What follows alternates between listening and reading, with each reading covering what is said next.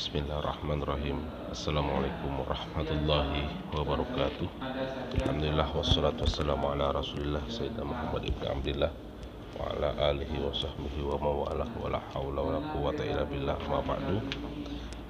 Teman-teman sekalian yang berbahagia, pada hari ini kita akan membicarakan tentang bagaimana kita melihat sebuah fenomena, sebuah kasus dalam penelitian, dan itu kita lihat dari perspektif mana yang akan kita bahas.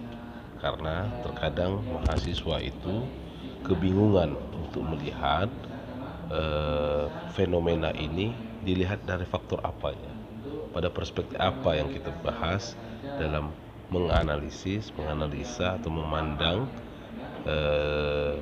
fenomena tersebut, sehingga terkadang terjadi keraguan atau kebimbangan mahasiswa melihat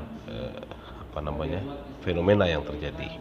Oke, saya mengutip dari apa yang pernah disampaikan oleh Profesor Dr. Irwan Abdullah, seorang dosen dan antropolog dari Universitas Gadjah Mada, bahwa di dalam melihat sebuah kasus atau fenomena masyarakat atau fenomena yang terjadi fakta sosial, maka ada beberapa perspektif yang bisa kita lakukan sebagai paradigma ataupun analisanya. Pertama itu adalah kita lihat daripada place, tempat. Karena mengapa paradigma pertama yang bisa kita lihat adalah paradigma tempat atau paradigma ruang hidup? Karena setiap orang itu memiliki tempat-tempat yang berbeda.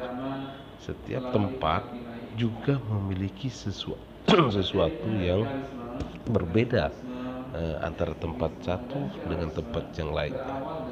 Dari tempat inilah melahirkan culture, ya, budaya yang berbeda. Kita lihat bagaimana tata aturan, tata norma yang berlaku, kearifan lokal yang berlaku di suatu tempat itu berbeda-beda. Nah, itu kita bisa melihat yang menjadi karakteristik dari tempat-tempat tertentu di dalam masyarakat, dan ini menjadi sebuah perspektif. Misalkan begini, transaksi ekonomi di Pontianak dengan di daerah Sintang itu berbeda.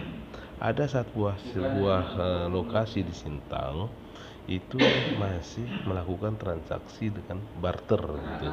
Walaupun saat ini fenomenanya berkembangnya uang, bahkan adanya e-money dan lain sebagainya, tetapi di Kabupaten Sintang, saya lupa itu di daerah mana, terjadi transaksi barter, ya, menukar misalkan pakaian dengan makanan misalkan. Nah, ini masih terjadi gitu. Atau kearifan lokal, cara berdagang, kearifan lokal, cara bercocok tanam, bertani dan lain sebagainya di setiap lokasi itu berbeda-beda. Nah, itu yang terpenting, karena ruang hidup adalah local wisdom, menunjukkan local wisdom yang terjadi. Itu yang pertama. Yang kedua, border, ya. Paradigma yang kedua adalah border itu batas. Jadi dalam kehidupan ekonomi ada batas. Ada batas antara penjual, pembeli, agen, distributor, kemudian toko eceran, memiliki batas di mana dia melakukan hak dia sebagai penjual, hak dia sebagai distributor, agen, atau batas ini ada gara-gara batas seseorang bisa terjadi konflik, ya, batas kewajiban, batas hak gitu. Adanya pelanggaran terhadap batas melahirkan konflik dalam kalangan masyarakat. Maka penting dalam menganalisa sesuatu itu jika dilihat dari border, batas. Karena sekarang ini orang sangat membatasi dirinya, semakin mempersempit ruang geraknya, sehingga batas-batas segala sesuatu itu ya akan terlihat gitu. Misalkan pasar, ya, di mana batas pedagang kaki lima, di mana yang batas yang bisa dinikmati pemilik toko dalam suatu pasar. Misalkan kita lihat di kota Pontianak ini, pasar Pelamboyan, dulu batas di sini, batas pedagang kaki lima bisa berjualan. Oh ternyata selanjutnya sekarang sampai berada di tepi jalan, di pinggir jalan begitu, dan mengganggu ketertiban kendaraan di jalan. Nah ini artinya ada batas yang dilanggar, yang akan bisa melahirkan konflik masyarakat, konflik ekonomi, konflik antar pedagang dan lain sebagainya. Ya, karena orang semakin keluar dari pasar, berjualan di halaman-halaman pasar begitu kan, maka pembeli lebih senang tidak terlalu masuk ke dalam pasar gitu. Lebih senang membeli sayur di pinggir jalannya, lebih senang di halamannya ketimbang yang berada di pasar. Nah, ini akan melahirkan konflik begitu antar pedagang dan lain sebagainya. Nah, ini jika kita melihat dari perspektif border. Ya, yang ketiga adalah dalam segala sesuatu kita lihat misalkan relasi itu adalah hubungan apapun ya, dalam kehidupan itu pasti memiliki hubungan. Segala sesuatu itu terhubung. Segala sesuatu itu terhubung. Jadi hubungan antara A dan B, hubungan antara orang ini dengan orang ini, hubungan antara nelayan dengan kaum burjuis gitu. Nah, semuanya terhubung. Tetapi kita juga bisa melihat keterhubungan itu tidak tersambung, artinya terlepas. Harusnya A dan B, tetapi itu terjadi kok tidak terhubung gitu.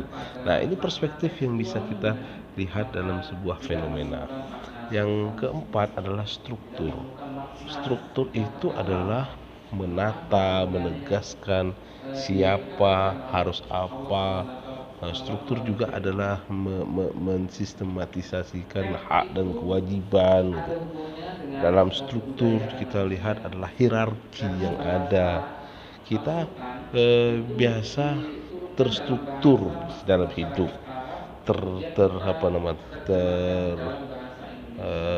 sistematis dalam hidup. Misalkan bangun tidur kita sholat, habis sholat kita olahraga sebentar, setelah olahraga kita mandi, setelah mandi sarapan, setelah sarapan pergi kerja atau pergi kuliah begitu, pulang sore kita membantu orang tua, malam sholat terus begitu. Kemudian tidur jam 9 atau jam 10 gitu. Nah, ini ada terstruktur. Dalam ekonomi juga begitu. Dalam perdagangan juga begitu, ada struktur gitu. Ada tingkatan, ada hierarki, ada suatu sistem. Nah, itu adalah struktur. Nah, fenomena-fenomena yang kita ingin lihat di dalam sebuah konteks masyarakat, sebuah konteks ekonomi, itu kita bisa melihat pada struktur. Dan struktur ini memiliki kekuatan yang yang memaksa masyarakat, memaksa individu untuk berperan aktif di sana, untuk ada di sana, hadir di sana.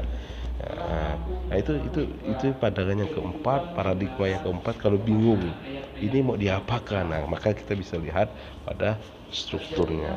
Yang kelima, power itu adalah kekuatan yang membuat sesuatu itu terjadi. Misalkan siapa sih yang menggerakkan siapa sih yang menggerakkan masyarakat untuk apa namanya, berpartisipasi kehidupan sosial gitu.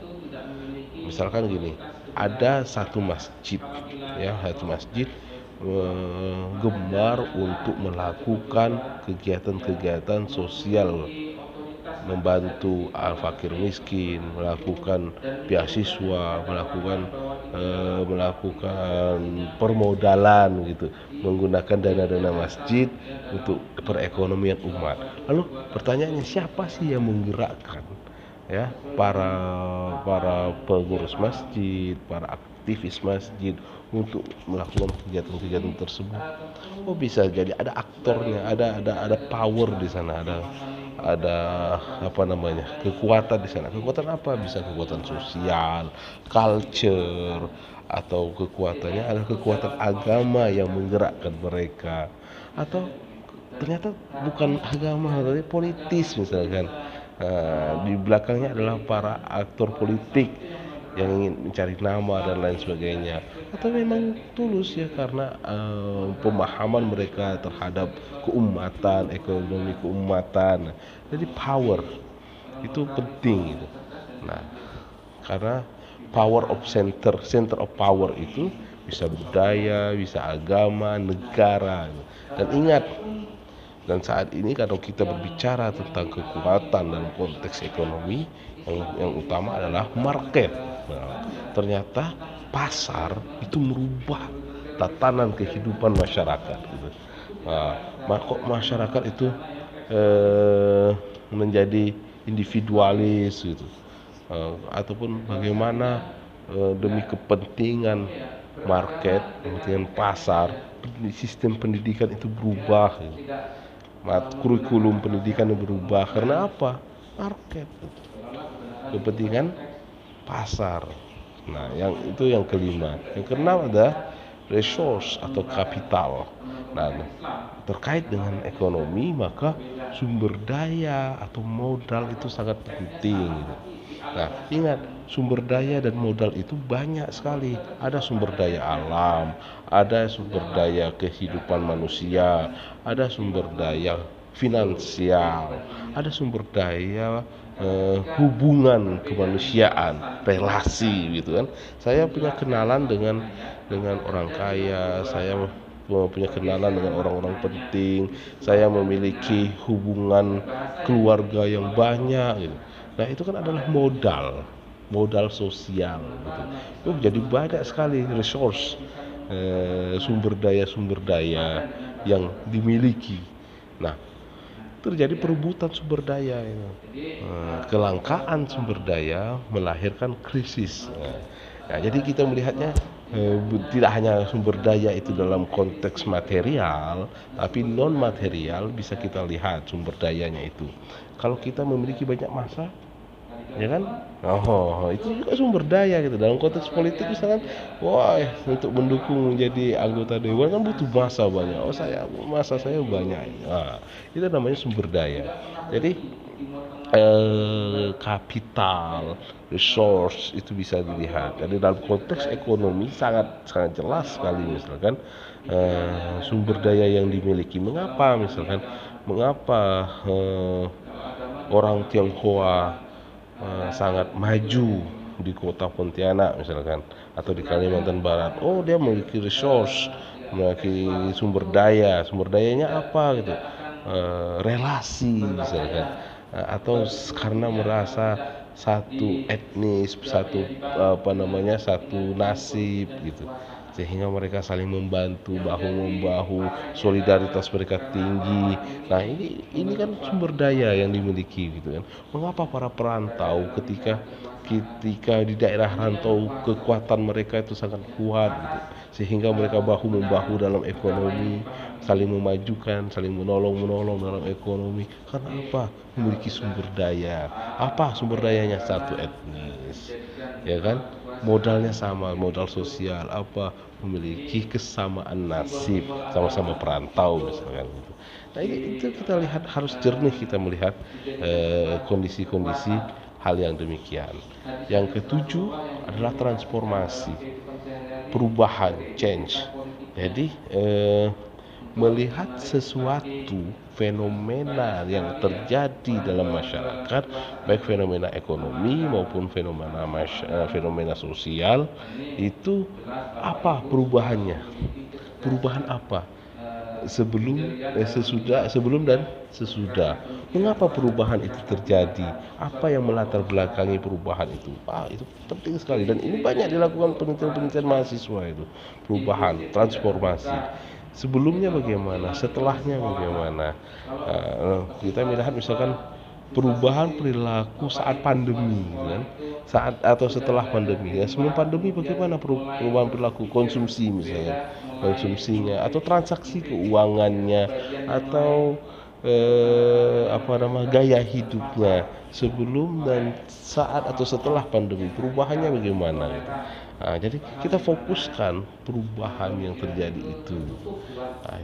Itu dalam melihat fenomena. Yang kedelapan, ini yang kedelapan, kalau dalam melihat sebuah fenomena, paradigma apa yang dipakai untuk melihat itu, gitu kan? Segala sesuatu dilihat dari dimensi waktu, mendudukkan sesuatu dengan melihat kondisi waktu, karena waktu itu berbeda gitu. Waktu saat ini berbeda dengan kemarin. Saat seseorang berumah tangga, itu akan berbeda perilakunya sebelum dia berumah tangga, ya kan? Saat ekonominya mapan, saat ini ekonominya mapan, maka perilakunya berubah ketika ekonominya kemarin yang yang dia hanya orang biasa. Nah, ini perubahan waktu. Jadi dimensi waktu itu mempengaruhi setiap sesuatu. Jadi setiap sesuatu itu tidak statis. Kita melihat pada perubahan waktu yang sangat dinamis. Nah, yang kesembilan, aktor dalam proses perubahan. Ada aktornya, ya. Ada aktornya. Perubahan atau struktur yang tadi kita omongkan, bicarakan, yang tahap yang keempat, ada struktur, sistematisasi dan lain sebagainya. Ada aktornya, ada sesuatu yang memaksa dia untuk melakukan hal yang demikian. Aktornya bukan hanya person, tidak hanya bos, manajer, begitu, tidak, tetapi ada aktor agama, ya kan? Mengapa seseorang itu sangat hemat gitu? Mengapa seseorang itu sangat sosial sekali? Ada aktornya. Apa perubahan itu? Aktornya adalah agama. Dia sering ke masjid, mendengarkan pencerahan dari para ustadz, sehingga perubahan itu terjadi pada diri dia. Jadi aktornya adalah aktor agama. Ada aktor kultural. Misalkan para perantau itu tidak malu untuk melakukan aktivitas apapun untuk ekonomi gitu. Karena apa? Culture-nya apa? Namanya perantau, dia keinginan untuk sukses besar. Aktornya ternyata kultur para perantau ingin menunjukkan bahwa dia adalah orang yang berhasil di daerah asalnya, sehingga di daerah rantauannya dia siap melakukan apa saja gitu. Jadi aktornya adalah culture, kultural. Kemudian yang terakhir adalah infrastruktur. Kita melihat dengan paradigma infrastruktur. Infrastruktur ini adalah bisa jadi teknologi, bisa jadi pembangunan media. Jadi sekarang ini infrastrukturnya adalah media dan telekomunikasi gitu. Karena manusia itu melakukan perubahan karena ada infrastruktur yang memfasilitasi itu. Saya contohkan, misalkan dalam ekonomi itu terjadi perubahan gaya hidup. Dulu cash money, sekarang sudah e-money, ya. Itu mengapa? Karena ada teknologi yang merubah itu semua. Infrastruktur memfasilitasi itu semua. Orang tidak lagi pakai cash, pembayaran tidak cash, tetapi sudah pakai e-money, transfer GoPay, OVO, link aja dan lain sebagainya, semuanya itu digunakan. Ini manusia tidak lagi memakai uang cash, tetapi udah e-wallet dan lain sebagainya. Nah, ini menunjukkan betapa berperannya infrastruktur gitu. Kemudian ternyata dengan infrastruktur ini, infrastruktur komunikasi dan media, misalkan masyarakat menjadi terhubung antar daerah, komunikasi lancar, menyebabkan transaksi ekonomi yang dulunya hanya menjangkau wilayah lokal, Pontianak atau Mempawah, Sanggau, Sintang, itu saja ternyata bisa melakukan transaksi yang ke daerah lain. Produknya dia jual ke mana? Ke Jakarta, ke Papua, ke Sulawesi. Karena apa? Media, infrastruktur ada, sehingga masyarakat memanfaatkan infrastruktur media ini untuk kepentingan bisnis, kepentingan ekonomi dan lain sebagainya. Wah, ini menarik untuk dilihat bagaimana itu keterhubungan itu terjadi. Nah, ini ada 10 menurut Prof. Irwan Abdullah untuk melihat, memudahkan kita dalam menganalisis paradigma, untuk menganalisis fenomena yang terjadi. Nah, ini membantu saudara dalam menganalisis problematika, menganalisis fenomena yang terjadi, dan itu menjadi bahan barangkali kesulitan dalam menemukan tema-tema penelitian. Oke, saya kira ini yang pertemuan kali ini yang bisa saya sampaikan. Terima kasih, semoga bermanfaat. Saya akhiri. Assalamualaikum warahmatullahi wabarakatuh.